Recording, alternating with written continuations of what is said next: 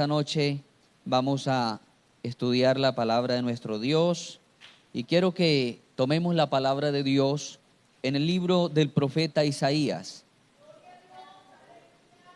Libro del profeta Isaías, capítulo 50, versículo 7. Libro del profeta Isaías, capítulo 50, versículo 7. Amén, amén. Qué bueno que confirmemos con ese amén así, retumbante. Porque Jehová el Señor me ayudará. ¿Cuántos pueden decirlo con convicción? Porque Jehová el Señor me ayudará. Por tanto, no me avergoncé. Por eso puse mi rostro como un pedernal y sé que no seré avergonzado. Cercano está de mí el que me salva. ¿Quién contenderá conmigo?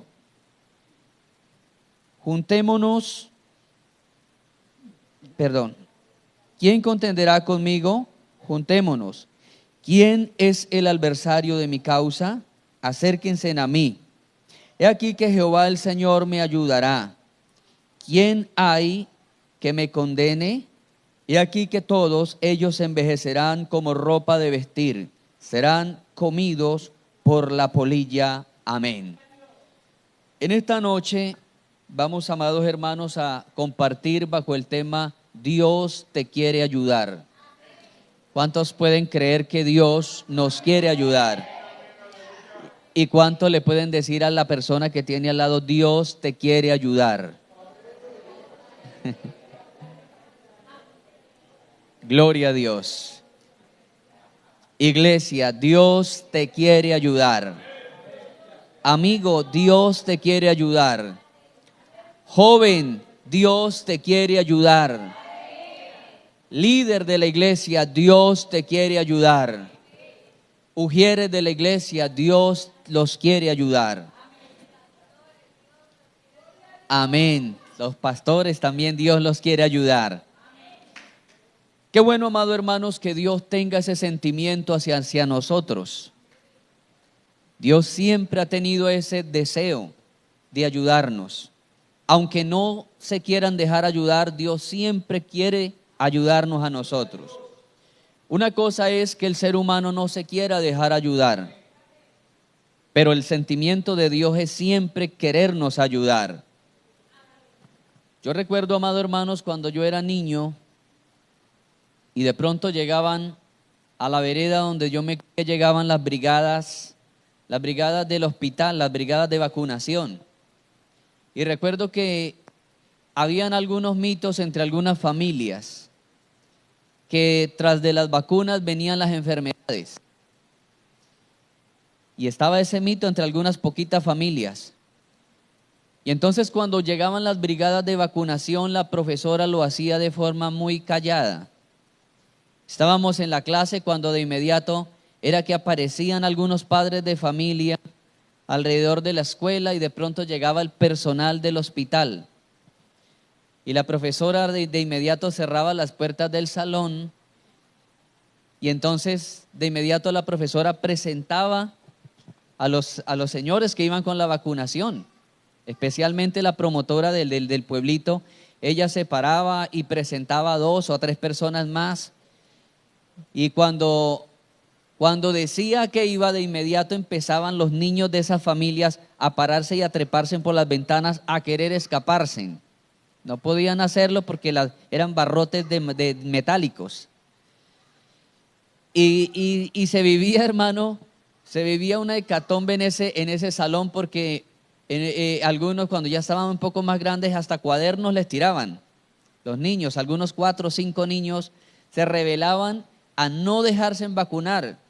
¿Por qué? Porque esa era la influencia de los padres que le habían inyectado mentalmente a ellos, que eran un veneno y que detrás de las vacunas venían las enfermedades. Se rebelaban contra algo que les iba a prevenir muchos males.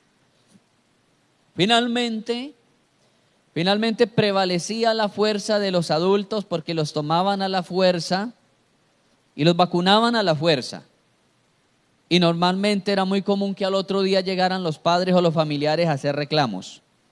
¿Por qué causa contra la voluntad del niño se vacunaban? Bueno, la profesora tenía algunos argumentos de mucho peso. La profesora siempre decía: prima la salud ante los conceptos familiares, prima la salud ante los conceptos culturales que ustedes tengan. Más adelante me agradecerán. Y bueno, la profesora tenía argumentos de mucho peso.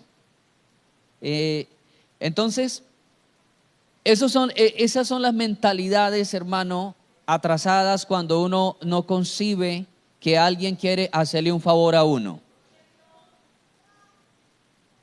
Yo les he contado a ustedes que yo soy del área rural, y en el área rural veo uno casos no solamente de personas, sino aún de animales, animales que a veces se están ahogando y usted no puede acercarse porque se vuelven más agresivos en el momento de usted querer ayudarlos. Animales que se están muchas veces ahorcando y usted va a acercarse y ellos, en vez de quedarse quietos para que alguien lo ayude, no, comienzan a mandarle patadas, se vuelven agresivos en el momento de querer ayudarlos. Lastimosamente, no es solamente la actitud del animal o de aquellos que han estado lejos y distante de una academia. Una gran parte de la humanidad sufre de ese problema, de ese síndrome, que es no quererse dejar ayudar. Las personas dicen: así vivo bien, así me criaron, así soy yo, así era mi papá, así era mi abuelo, así era mi familia. Y existen muchas cosas como argumento para no dejarse ayudar por Dios. Cuando nosotros vamos a la Biblia, vamos a encontrar que Dios siempre ha querido y ha luchado para que la humanidad entienda que Dios le quiere ayudar. ¿Qué permite Dios para que el hombre entienda esto? ¿Qué es lo que permite Dios? A veces que las situaciones comiencen a gobernarnos. A veces permite Dios que las situaciones se nos salgan del control, para que nosotros entendamos que solo no podemos, para que entendamos que en cierta ocasión de la vida necesitamos de un ser superior, necesitamos de alguien que no sea de esta tierra, que tenga un poder sobrenatural, y ese es el Señor Jesucristo. El entorno en que se da esa profecía, la profecía del capítulo 50 de Isaías, fue un entorno de una decadencia espiritual muy marcada en los tiempos del profeta. Isaías nace por allá, por alrededor del año 700, entre el 650 al 700 antes de Cristo. Por esa misma época, los que estudian la historia saben que ocurrieron eventos muy marcados, muy significativos. Porque por esa misma época que estaba naciendo el profeta Isaías, también estaba naciendo por allá la historia de Rómulo y Remo, los fundadores de Roma. Por el lado del oriente lejano, estaba naciendo otro señor que se llamaba Siddhartha Gautama, que se le conoció como el Buda. El mundo estaba envuelto de unos acontecimientos tremendos para ese tiempo, entre el 650 al 700 antes de Cristo. Cuando nace el profeta Isaías, nace bajo una decadencia moral y espiritual muy marcada dentro de Israel. Nace en el tiempo en que Israel había sido gobernado por los asirios, la nación del norte de Israel. Los asirios se habían llevado a una buena parte de la nación de Israel. Recuerde que Israel se había dividido entre 10 tribus al norte y 2 al sur. Las 10 tribus del norte habían sido invadidas y deportadas hasta Asiria. Pero de allá para acá, dice la Biblia que los asirios trajeron gente de esa tierra a poblar la parte norte de Israel. Era la costumbre, los asirios tenían esa costumbre. Se llevaban gente de un país y luego traían de allá de Asiria a repoblar. De esa manera cruzaban las razas, mezclaban las razas, y el imperio iba avanzando, iba creciendo, porque ya luego nacían niños de esos asirios en esas tierras, y ya se hacían niños criollos de ese territorio. ¿Soy claro hasta aquí, hermanos? Bueno, estamos dándole por ahí un piscinazo a la historia. Cuando Isaías nace, él nace dentro de ese tiempo en que el norte de Israel se había cruzado con los asirios. Dice la Biblia que cada ciudad adoraba el Dios del pueblo que había sido llevado. Dice que aprendieron a adorar a Dios, el Dios de la Biblia, a Jehová o Yahweh, como le dicen los judíos. Habían aprendido a adorar a Jehová o a Yahweh, pero dice que a la par de que hacían culto a Dios, luego le hacían culto a los dioses de Asiria. En ese margen o en ese contexto espiritual es que llega el profeta Isaías. El profeta Isaías tiene que aprender a romperse barrera entre las limitaciones que habían allí, las limitaciones del pueblo que se había vuelto mestizo, que se había cruzado, las limitaciones en que no sabían cuál era el Dios verdadero, porque habían muchos dioses ahora, los asirios habían traído muchos dioses, y cada uno decía: este es mi Dios, este es mi Dios, este es mi Dios. Dios tiene que permitir algunas situaciones, como algunas plagas que llegaron en el tiempo del profeta, y tiene que permitir que muchos enemigos de Israel invadieran, no solamente los asirios, sino que otras naciones empezaron a invadirlos y estaban afrontando una invasión tras otra invasión, tras otra invasión, y empezaron a clamar a los diferentes dioses, empezaron a orar a los diferentes ídolos, a las diferentes estatuas, y oraban a una estatua y oraban a un Dios falso, y ese Dios no le respondía, y entonces empezaban a clamar al otro, y de igual manera ese otro tampoco respondía, y así iban cambiando y variando de Dios, hasta que finalmente dijeron: vamos a clamar a Jehová, el Dios de nuestros padres. Y cuando ellos le claman a Dios, a Jehová Dios, el Dios de la Biblia, el Dios de los hebreos, resultó algo maravilloso, hermano, y es que el Dios de los hebreos les responde. ¿Cuántos se gozan por eso? Porque nuestro Dios tiene oídos para oír, manos para actuar, boca para hablar, ojos para ver. Él no se quedó mudo como todos los dioses de las tierras se quedaban mudos y quietos. Él no se quedó de brazos cruzados, sino que empezó a mandar su ayuda y su visitación sobre ese pueblo que estaba afligido. Hermano, lastimosamente todo el tiempo de la historia humana se busca refugio y se busca el amparo y la ayuda de Dios cuando X situación nos toca. Cuando el nudo de la corbata se nos aprieta y estamos asfixiándonos, en un grito casi que sordo decimos: Dios, ayúdame.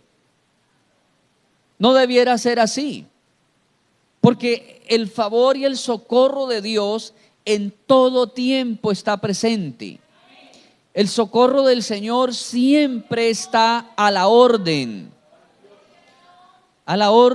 del día, a las 24/7, como decimos popularmente. Dice el hermano, en una de las experiencias que contaba el pastor Luis M. Ortiz, en uno de sus libros que habla acerca de la oración, el pastor dice y habla de la oración más corta que él llegó a hacer en la vida. Y él cuenta que estaban armando una carpa, habían alquilado una carpa de circo Alquilaron la carpa de un circo y ustedes saben que la cumbrera de esas carpas es muy alta, muy alta. La carpa de los circos tiene una cumbrera muy alta. Y dice que había un hermano que estaba en toda la cumbrera de la carpa, estaba armando algo y dice que desde allá se desprendió y venía, dice que él precisamente había entrado a la carpa a observar cómo iba la organización de esa carpa y dice cuando escuchó el grito y vio que aquel varón venía de cabeza, en picada, gritando, dice que él dio un grito de una angustia tremenda y dijo: Señor, sálvalo. Y dice que aquel hombre dio como algunas 2 vueltas, cayó parado y luego se fue de lado y todos de inmediato lo rodearon y le decían: no se mueva, quédese quieto, no se mueva, no intente pararse, no se mueva. Y dice que aquel hombre empezó con la mano derecha a tocarse y se tocaba y se punzaba él mismo para probar si de pronto tenía un hueso quebrado. Y todos los hermanos le decían: tranquilo, vamos a llamar una ambulancia, pero no se mueva, quédese quieto. Y él dice que él empezó a levantar el brazo izquierdo y lo tenía bien, movía la cabeza y decía: pero es que no me duele nada, no me duele nada. Pero todos le decían: no, quédese quieto. Dice que de pronto él empezó a encoger la pierna izquierda, luego la pierna derecha y le dijo: hermanos, no me pasó nada, estoy bien, no me pasó nada. Pidió que lo ayudaran a parar, se paró hacia cuclillas, comenzó a correr por aquel lugar y decía: hermanos, no me pasó absolutamente nada. De una caída libre de algunos 6 metros de cabeza que venía. Y dice el hermano que fue la oración más corta que él llegó a hacer en la vida. Solo 2 palabras: Señor, sálvalo. Eso es porque la ayuda de Dios está presta en cada momento en que el hombre la necesite. Está presta esa ayuda, hermano. Lastimosamente no sabemos aprovechar ese grandioso recurso que usted y yo tenemos. Tenemos un grandioso recurso que va a obrar y a operar, no sabemos cómo, porque la ayuda de Dios es multiforme. La manera de Dios obrar puede variar en muchas personas de modos distintos. Cuando usted le pida ayuda a Dios, no le fabrique un molde a Dios. No le diga: Señor, yo quiero que usted me ayude de esta y de esta manera. Porque usted le está fabricando un molde a Dios. Usted está incubando ahí el favor de Dios. No, usted sencillamente clame que Dios es sabio y todopoderoso para hacerlo. Él sabrá cómo hacerlo, cómo obrar. Él sabrá de qué manera hacerlo, porque la Biblia dice que los pensamientos de Dios son más grandes que nuestros pensamientos. Los pensamientos de Dios son sabios, que conocen el futuro, que saben lo que puede hacer, lo que puede pasar. Tal vez si Dios decidiera hacer todo lo que uno pidiera, nos haríamos extremadamente daño, porque no conocemos nosotros el futuro, no sabemos de qué manera Dios puede obrar para nuestro favor. Y le estamos diciendo: ayúdame, pero de esta y de esta y de esta otra manera. No encerremos a Dios en nuestra mente, en nuestro pensamiento, porque Él es más sabio que nosotros. ¿Cuántos lo adoran? A su nombre.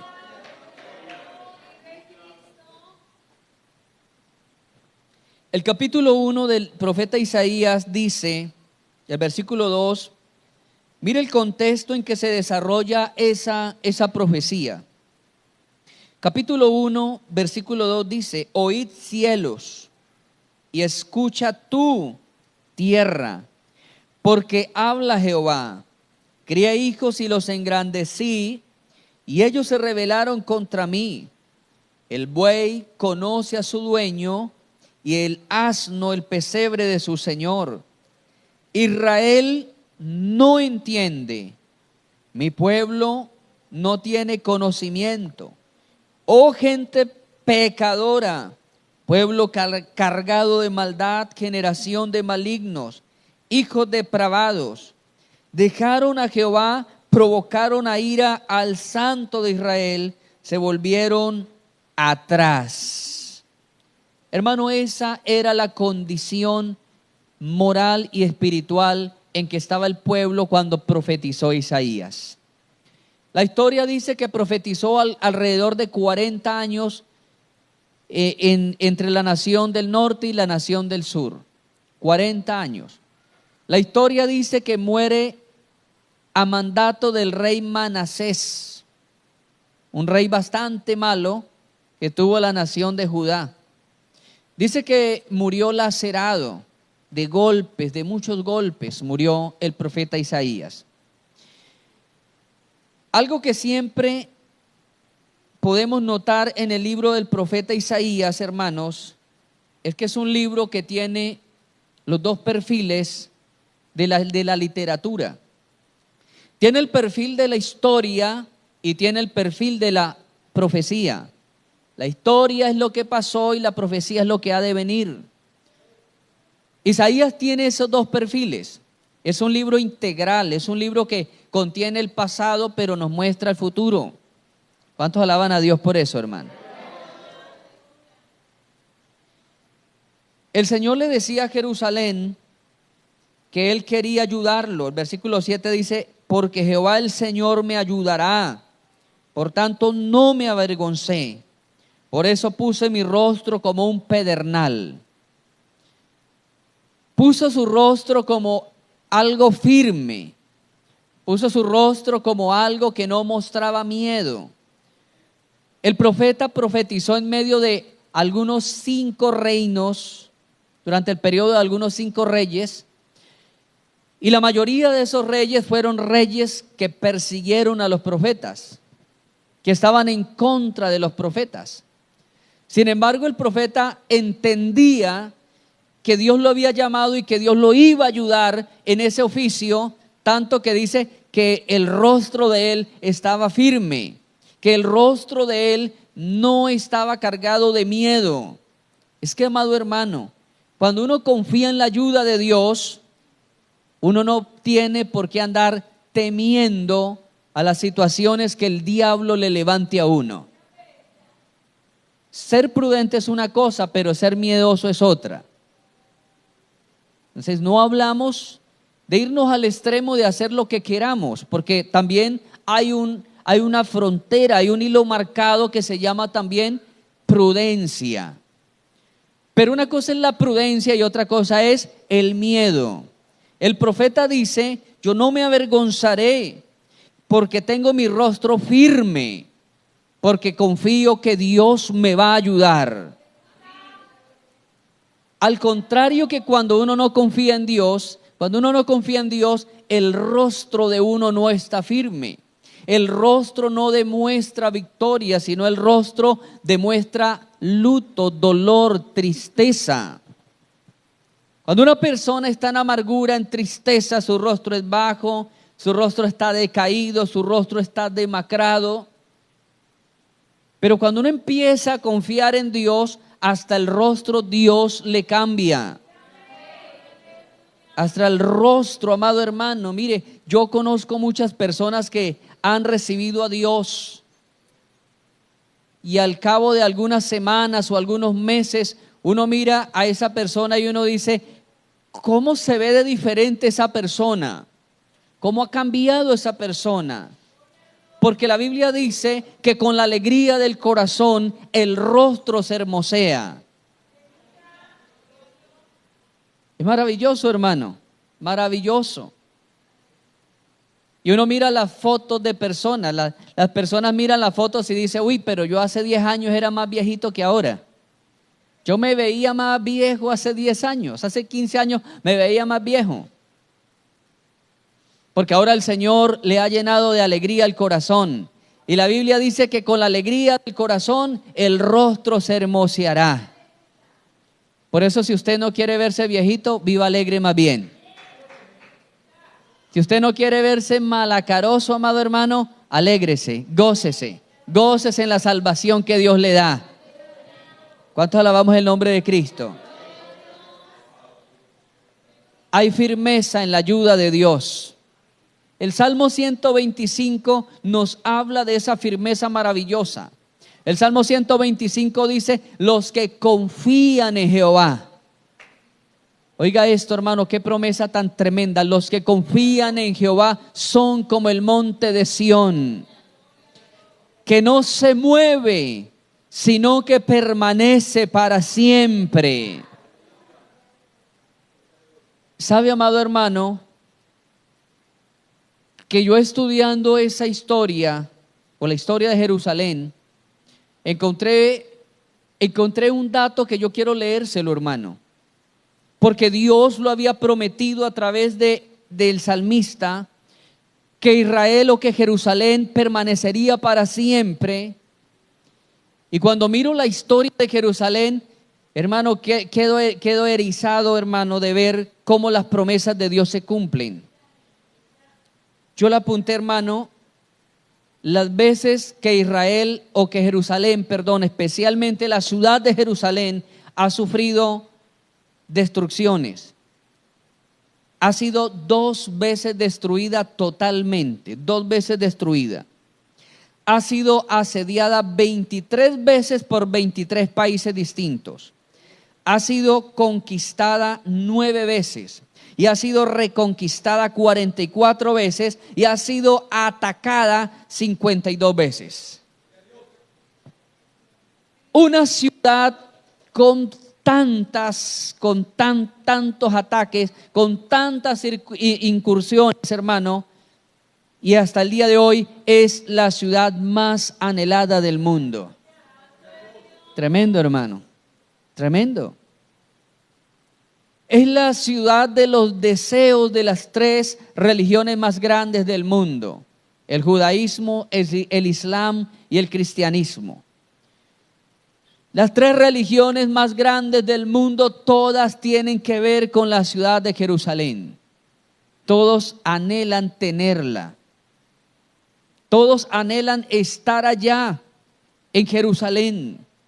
Porque hay una promesa que pesa. El Salmo 125 dice, los que confían en Dios serán como el monte de Sión, o sea, como Jerusalén, que no se mueve, sino que permanecerá para siempre.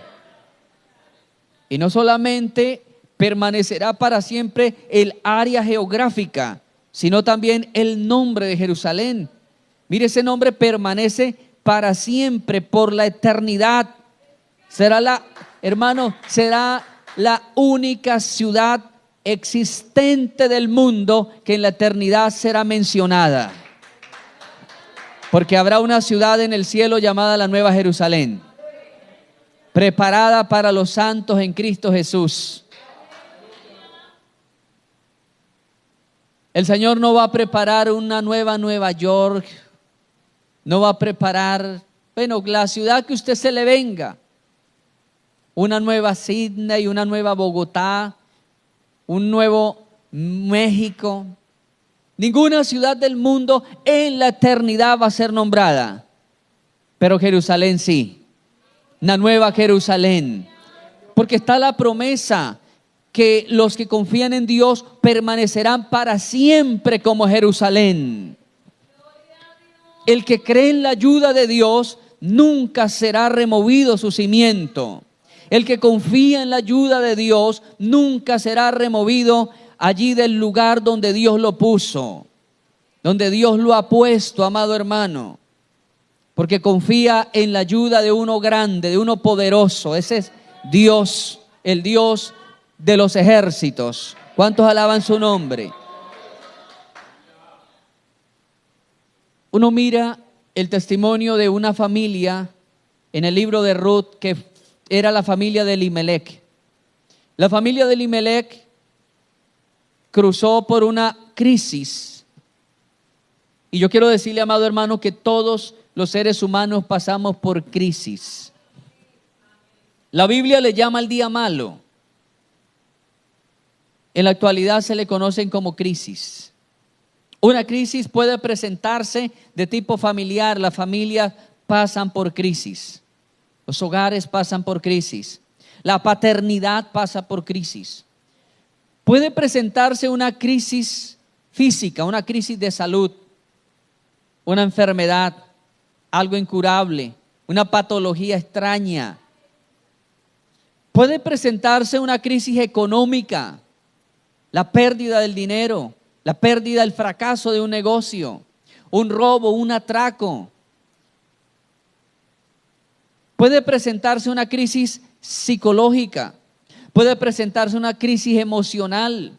Todos los seres humanos pasamos por crisis. Pablo le dice que esto es el día malo, el día malo. Y los personajes de la Biblia pasaron por el día malo. Elías pasó por el día malo. Elías se fue por el desierto y dice la Biblia que deseaba morirse, quería morirse.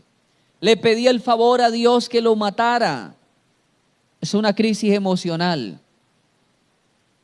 La Biblia nos habla de una viuda que tenía un poquito de aceite y un poquito de trigo y que estaba haciendo una torta pequeña para comérsela con el hijo, encerrarse en la casa y dejarse morir. Eso era una crisis económica, pero también una crisis emocional, una crisis de baja estima. La Biblia nos habla también del profeta Jeremías, que un día se acercó ante la presencia de Dios y le dijo: Dios, hasta aquí predico. Ya no voy a predicar más ni voy a profetizar en su nombre. No vuelvo a salir al frente a decir su mensaje. Porque todas las veces que yo predico su mensaje, me encierran, me golpean, me echan a la cárcel, me apedrean. Y todos los personajes, Jesús pasó, amado hermano, nuestro Salvador, pasó por una crisis también tremenda. Tremenda. Una crisis nerviosa. Una crisis, hermano, tan fuerte que la Biblia dice que su sudor era como grandes gotas de sangre. Algunos llegan a pensar que realmente era sangre, otros dicen que eran un sudor tan denso, tan grande y tan espeso como la densidad de la sangre. Él mismo le dijo a los discípulos: estoy tan angustiado, tan afligido hasta la muerte. Jesús pasó por el día malo, le oró a su Padre y le dijo: Señor, si es posible, pasa de mí esta copa, pasa de mí este trago. Job pasó por el día malo. Usted conoce la historia de Job. Los historiadores o los estudiosos bíblicos dicen que esa crisis física fue atravesada entre 7 a 14 años. 7 a 14 años pasando por ese momento. Los reyes de la Biblia, David y muchos personajes pasaron por el día malo. Usted y yo también pasamos por el día malo. Unos ya pasaron, otros están pasando y a otros está por venirle. Pero todos pasaremos por ahí.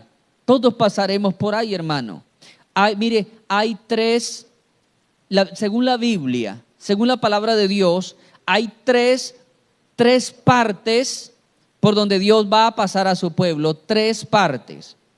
Número 1 era el desierto. Número 2, el camino escarpado. Y número 3, el valle de sombra y de muerte. Son 3 caminos por los que Dios nos va a pasar, nos va a permitir pasar a nosotros. Y va a ser muy duro pasar por esos caminos si no confiamos en la ayuda de Dios. Va a ser imposible pasar al otro lado, iglesia, si no aprendemos a creer que Dios nos va a ayudar en esos caminos. ¿Cuántos creen que Dios les va a ayudar en esos caminos? ¿Cuántos alabamos el nombre del Señor? La familia de Elimelec pasó por esa crisis allá en Israel. Salen de Belén, llegan a Moab, porque la Biblia dice que Israel comenzó a pasar o a atravesar un momento de mucha escasez. Escaseaba el pan, o sea, escaseaba la comida tal vez, un tiempo de verano, agotó las cosechas, agotó las siembras y por ende la comida se escaseó. Elimelec se traslada hacia Moab y fue un traslado muy mortal, hermano, muy mortal, porque la Biblia nos habla de Belén y Belén, la palabra Belén significa casa de pan, o sea, casa de bendición. Y realmente fue una casa de bendición porque en esa pequeña aldea fue donde nació Cristo Jesús. Fue donde nació David, pero también donde nació Jesús, en Belén, Belén de Judea. Casa de pan o casa de bendición. Y se trasladaron para Moab. Y la palabra Moab significa casa de demonio. Qué cambio tan abismal. Salir de la casa de la bendición a ir a parar a la casa del demonio. Había un cambio extremadamente grande, no solamente en el área de la etimología de la palabra, sino que también a la parte cultural, a la parte espiritual. Saben, amados hermanos, que Dios castigó a Elimelec por ese cambio, por haberse dejado mover en el tiempo de la crisis, porque no confió en Dios.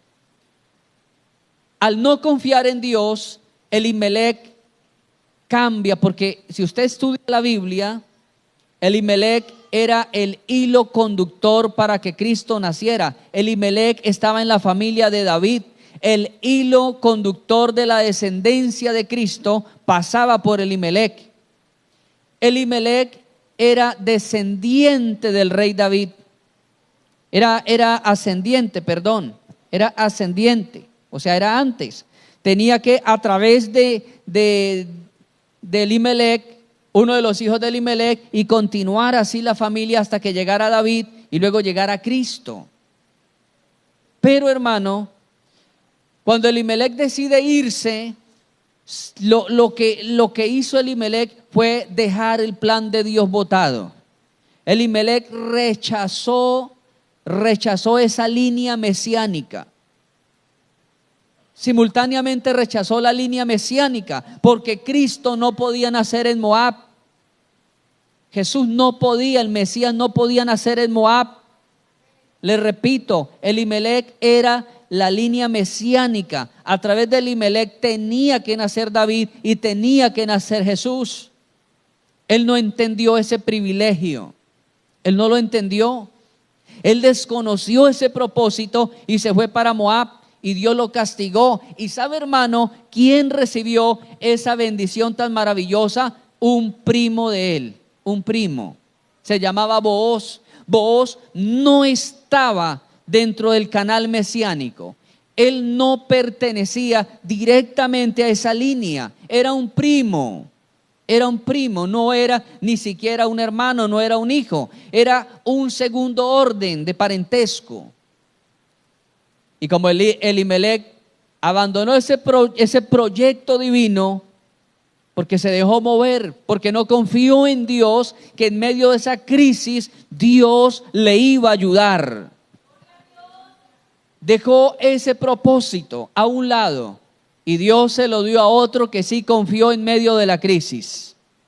Porque la crisis no era solamente para Elimelec, la crisis le llegó a todo mundo ahí, a todos los que estaban en Israel.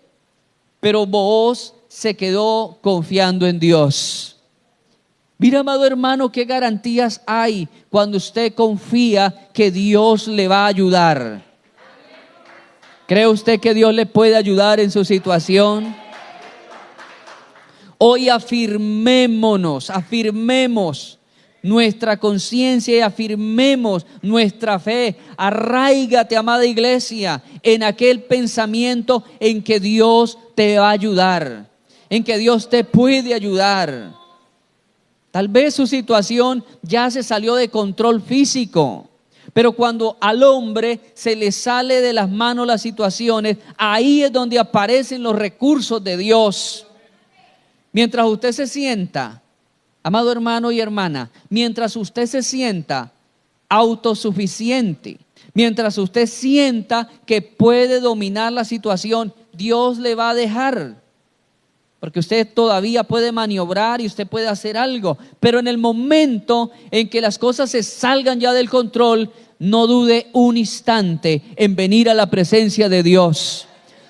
No dude un instante de clamar, porque oiga, Él es tan generoso con la humanidad, Él es tan generoso con el que confía en Él, que Él dijo: clama a mí y yo te responderé. Y te enseñaré cosas grandes y ocultas que tú no conoces. Mire cuán generoso es Dios, amado. Cuán generoso es Dios, que Él mismo dice: clama a mí y yo te responderé. Él no va a enviar un ángel a que le responda. Él no va a enviar un querubín a que le responda. Dice que Él mismo te va a responder. Él mismo se va a tomar el trabajo de enseñarle a usted, de guiarle a usted, de fortalecerlo a usted. Esa es la maravillosa ayuda de Dios. Tal vez usted le está diciendo: Dios, yo necesito que usted haga tal cosa y tal otra, pero Dios sabe que no es eso lo que usted necesita, sino algo de allá de adentro de su corazón. Tal vez el daño no sea lo que usted esté divisando como daño. Tal vez haya algo más de fondo que Dios tenga que hacer primero. ¿Usted se da cuenta? Ya con esto terminamos, hermano. Usted se da cuenta, muchos de los milagros que Cristo hizo, primero el Señor sacaba lo del corazón, lo del alma primero. Muchas veces algunos decían: Señor, yo quiero caminar, yo quiero ver. Señor, yo quiero esto y aquello. Pero el Señor no le respondía con lo que le pedían, sino que el Señor sanaba lo de adentro y le decía: tus pecados te son perdonados. Y tal vez ellos dirían: pero ¿cómo? Yo le estoy pidiendo es ver, yo le estoy pidiendo es caminar, ¿y por qué Él me está perdonando? Tal vez muchos no entenderían, pero lo que el Señor quería era sanar la raíz del problema. Tal vez el problema que usted está divisando no sea realmente lo que esté afectando, es algo más allá de su corazón. Tal vez sea algo del corazón, y en esta noche Dios quiere sanar tu corazón. Dios quiere sanar tu alma. Dios quiere sanar tus heridas. Dios quiere sacar aún cosas que vienen desde la niñez y hasta el día de hoy es grande y adulto, pero aquellas cosas todavía le están afectando. Dígnese a estar sobre sus pies, amada iglesia. Vamos a tener un momento, hermano, de oración ante nuestro Dios. Por un momento dígale: Señor, ayúdame a confiar en tu ayuda. Ayúdame a creer que siempre estarás allí como buen Padre. Y amado hermano, Él es el Padre amoroso que no nos deja nunca. Dice la Biblia que si nosotros como humanos, como hombres, nosotros siendo malos sabemos dar buenos regalos a nuestros hijos, cuánto más, dice la Biblia, cuánto más nos dará nuestro